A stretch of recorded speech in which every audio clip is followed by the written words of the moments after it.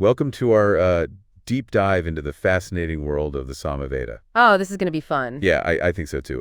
We're going to explore one of the Hinduism's most ancient and revered texts, and I'm really interested to hear what you have to say about how it connects to later Hindu beliefs. Yeah, absolutely. The Sama Veda, it's not just a collection of hymns. Right. It's like a musical roadmap, taking verses mostly from the Rig Veda and setting them to melodies specifically for chanting during the Somayaga. Now, I've read about this Somayaga, but to be honest, it sounds a bit overwhelming. Where do we even begin? Well, you can think of it as a grand multi-day ritual, and it revolves around the Sama plant, Okay. preparing it and offering it to various deities. Okay. So the whole process involves this complex interplay of priests' chants from the Sama Veda and, of course, this potent plant at the center of it all. So the Soma plant is key here. Yeah. What do the sources actually tell us about it? It's fascinating. Obtaining the sona was a task of immense importance. It involved plucking it under moonlight from a mountaintop, transporting it carefully using rams, and then meticulously processing it. Wait, rams were involved? Uh-huh. So does that mean the ritual involved animal sacrifice? Well, that's where it gets really intriguing. Okay. The Sama Veda itself doesn't explicitly say anything about killing the rams, Okay. but later commentaries and traditions do describe sacrificing them as part of the ritual. That really makes you think about how practices might have evolved over time. For sure, for sure. So if I'm trying to picture all of this, we've got a dedicated space, Yeah. maybe a room or a large outdoor shed filled with the aroma of burning woods priests are champing, the soma juice is being prepared, and maybe there are even rams involved. What else am I missing? You're getting the picture. Don't forget the other offerings, clarified butter cakes, the secret fire burning in specialized fireplaces called kundas. Right? All these elements woven together into a complex and fascinating ritual. And speaking of complexity, the Sama Veda describes 6 classes of priests involved in the Somayaga, each with a very specific role.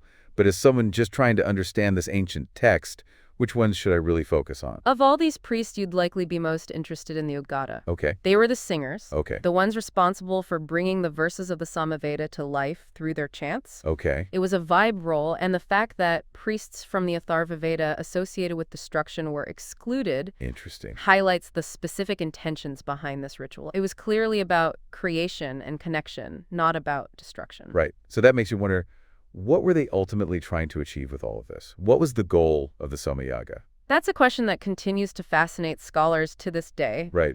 But before we dive into that, we need to understand another fascinating aspect of this ritual, the intense austerities that accompanied these chants. Okay, so I read a little about that. The Brahmana of the Sama Veda mentions something called the Kritra Prayachita.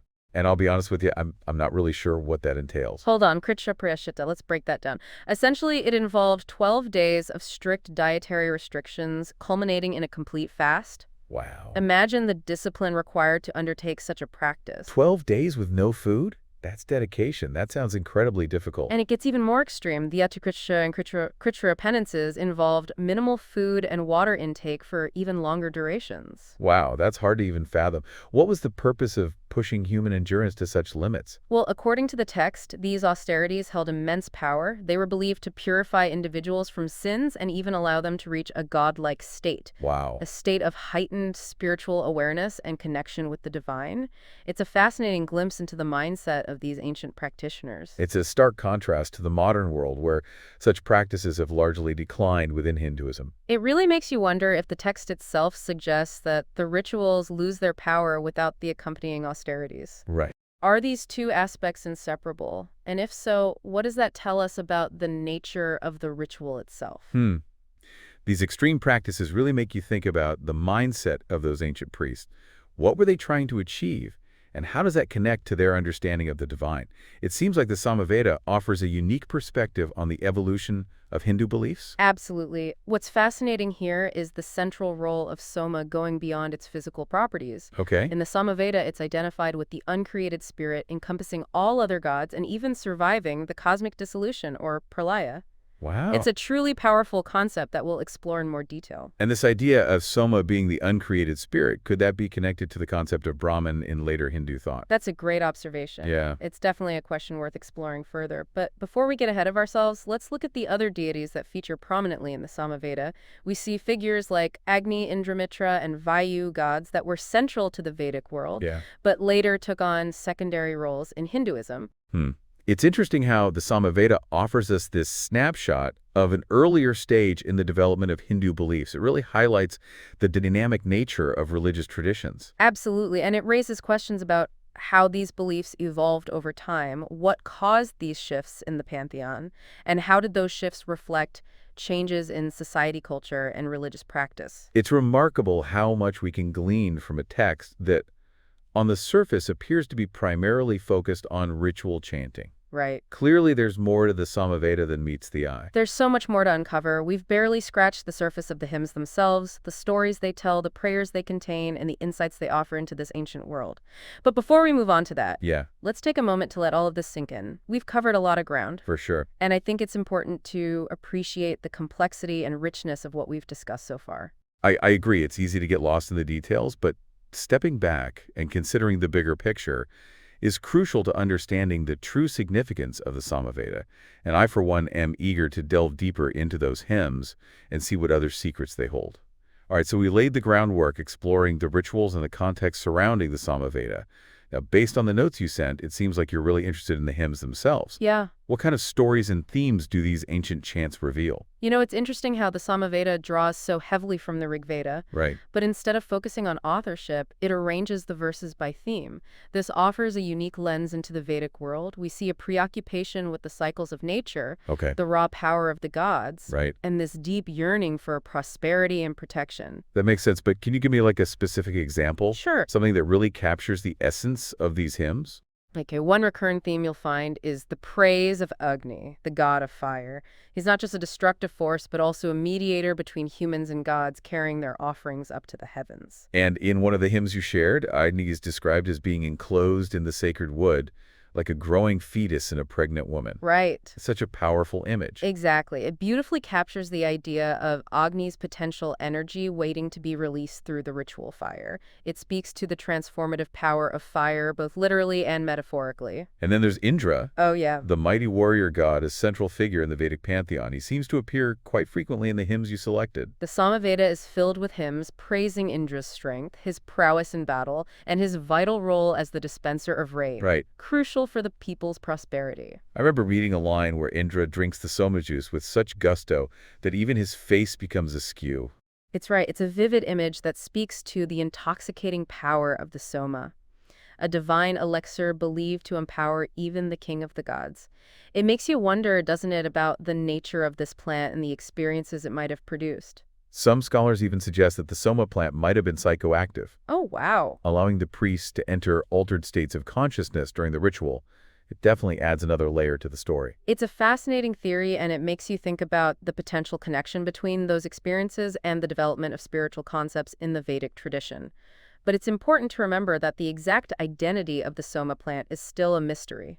True, and it's important to approach these interpretations with a critical eye. But the hymns aren't all about battles and intoxication. No. There are also those that express a deep reverence for the natural world. Absolutely. The hymns dedicated to the Asvins, the twin horseman deities, often invoke them for healing and protection, especially during journeys and times of uncertainty.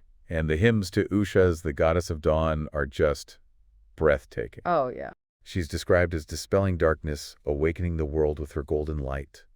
It's a beautiful metaphor for new beginnings and the triumph of light over darkness. These hymns remind us that even amidst the rituals and sacrifices, the Vedic people were deeply attuned to the beauty and power of the natural world. They recognized the cyclical nature of life, death, and rebirth, and they sought to find harmony within that cosmic dance. So we see this rich tapestry of gods and goddesses, Yes. each representing different aspects of existence, different forces at play in the universe. Yes, and the hymns reveal a complex relationship between humans and the divine. There's a sense of awe, of dependence on the gods for sustenance and protection, Right. but also a desire to connect, to appease them, Yeah. and to gain their favor. It's almost as if the hymns are like prayers, Yeah, petitions to the gods for a good harvest protection from enemies' healthy children. exactly. They're not just abstract poetry. They're deeply embedded in the daily lives of the people. You're absolutely right. The hymns reflect their hopes, fears, and aspirations. They offer a glimpse into the human condition in ancient India, a condition that in many ways isn't so different from our own today. We still grapple with the same fundamental questions about life, death, and our place in the cosmos. It's like we're eavesdropping on conversations between humans and the cosmos. These ancient dialogues filled with longing, gratitude, and a desire for understanding. And speaking of dialogue, you mentioned earlier that the Soma plant itself was personified, even deified in the hymns. Oh, yeah. Can you tell me more about that? Absolutely. Remember, the entire Somayaga is centered around this mysterious plant. In the hymns, Soma is not just a substance. Right. It's given a voice, a personality, a presence. In one of the hymns, Soma is described as flowing down in a pure stream, purifying those contaminated by destructive wars. Right. It's a powerful image of cleansing and renewal. Exactly. Soma was believed to have powerful purifying and invigorating properties, capable of bestowing health strength and even immortality. It was seen as a bridge between the earthly and the divine, a conduit to the gods, a source of spiritual insight and enlightenment. So it's more than just a drink. Right. It's a symbol of spiritual transformation, a key to unlocking the mysteries of the universe. Precisely. And that brings us to another crucial aspect of the Sama Veda, the music itself. Okay? These verses were meant to be sung, to be experienced as sound and vibration, Right. not just words on a page. That's right. We talked about the archaic language and the unique structure of the hymns, Yeah. but we haven't really discussed the melodies and chants themselves. Sadly, the original melodies haven't been preserved in their entirety. Oh, really? We're missing a crucial part of the puzzle. So we can't really experience the Sama Veda as it was originally intended. Not exactly, but we do have some clues. Okay. The Sama Veda itself provides notations and instructions on how to chant the verses, and later commentaries offer interpretations and reconstructions of the melodies. So while we may not have the exact tunes, we can still get a sense of the sonic landscape of the Somayaga. Yeah. Imagine the Yajnamashala filled with the reverberations of these chants, blending with the aroma of the Soma and the crackling of the sacred fire. It must have been a truly immersive, multisensory experience designed to transport participants to a heightened state of awareness, a state of deep connection with the divine.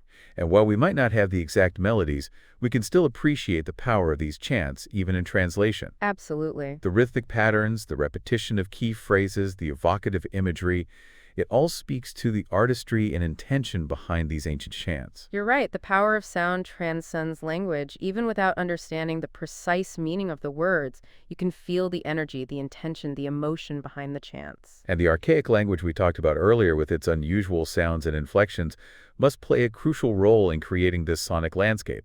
Absolutely. Those ancient sounds carry their own power and meaning. It's like they're tapping into something primal, something deep within our collective consciousness. That's a beautiful way to put it. It's like the language itself is a bridge to the past, a way of connecting with the ancient energy of the universe. Exactly. The Sama Veda isn't just a text, it's a sonic tapestry woven with language, ritual, and belief. And by understanding all these threads, we can begin to appreciate its profound impact on ancient Indian culture and spirituality. And speaking of impact, I'm curious about the legacy of the Sama Veda. How would these hymns and rituals influence later Hindu traditions, philosophical ideas, and even musical forms in India? That's a great question, and it leads us perfectly into the final part of our deep dive. While the elaborate Somayaga is rarely practiced today, its echoes can be found throughout Indian culture and history.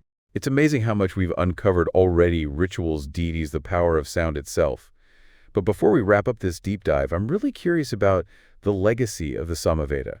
You mentioned its echoes can be found throughout Indian culture, but how exactly has it influenced later Hinduism and even Indian culture as a whole? Well, that's a great question. While the elaborate Somayaga described in the Sama Veda isn't commonly practiced today, its influence is deeply embedded in Hindu thought and ritual. So it's less about the literal practice Yeah. and more about the underlying ideas and symbolism. Exactly. Think about the core concepts we've been discussing, the concept of sacrifice, the power of chanting the reference for the divine. Okay. All these elements find expression in later Hindu traditions. Well, can you give me some concrete examples? Sure. I'm having trouble picturing how these abstract ideas translate into actual practices. Certainly. Take, for instance, fire rituals or yachwas. These still play a significant role in many Hindu ceremonies. Although the soma plant isn't used, the symbolism is strikingly familiar. The offering to the fire, invoking the deities seeking blessings, Okay. all echo the practices of the Somayaga. So it's like a thread connecting those ancient ritual practices to modern expressions of faith, Oh, right. a continuity of symbolism across millennia. Precisely. And the emphasis on sound and vibration so central to the Samaveda Yeah. finds a powerful resonance in the chanting of mantras, a core practice in many Hindu traditions. So the idea that sound has the power to invoke the divine, to purify the mind, that's a direct legacy of the Samaveda. It's fascinating how these ancient ideas have resonated through time. Absolutely. And it's not just limited to Hinduism. The Samaveda's influence can be traced in various Indian philosophical schools, particularly those that explore the nature of consciousness and the power of sound. Remember those connections you were curious about. Right. That's what I find so fascinating. Are there any specific examples that come to mind? Well, think about the yoga tradition. It places great importance on the power of sound, particularly the sacred syllable Om, considered to be the primordial sound of creation. This resonates strongly with the Samaveda's reverence for the power of sound to connect with the divine. It really is incredible how these ancient ideas continue to inspire and influence different fields of knowledge even today. And let's not forget the impact on Indian classical music. It's no coincidence that the Samaveda is considered one of the roots of this rich musical tradition. Its emphasis on melody rhythm and improvisation laid the groundwork for centuries of musical development. So when I listen to a raga, I'm essentially hearing echoes of those ancient chants from the Somayaga. That's mind-blowing. In a way, yes, of course the music has evolved over centuries, but the underlying principles, using sound to evoke emotions, create a mood, transport the listener, Yeah. those can be traced back to the Samaveda. It's a powerful reminder that even ancient texts can offer valuable insights and inspiration for our modern lives. Who would have thought that a text focused on ritual chanting could have such a profound and lasting impact on Indian culture and spirituality? It's a testament to the enduring power of sound ritual and belief. The Samaveda, in its own way, tells a story of an evolving religious tradition, a shifting pantheon, and a profound reverence for the power of sound and sacrifice, a story that continues to unfold even today. This deep dive has been quite a journey. The Samaveda truly offers a unique window into ancient India rituals, beliefs, even the language itself. We've only just begun to scratch the surface, but it's clear that there's a wealth of knowledge and insight waiting to be discovered within its ancient verses. It's been a pleasure exploring these ideas with you. I hope this deep dive has sparked your curiosity and inspired you to continue exploring the fascinating world of the Vedas. If this deep dive into the Samaveda has left you wanting more, be sure to check out the resources we've linked in the show notes. And if you could attempt a Somayaga, what would you be most curious to witness? Let us know in the comments.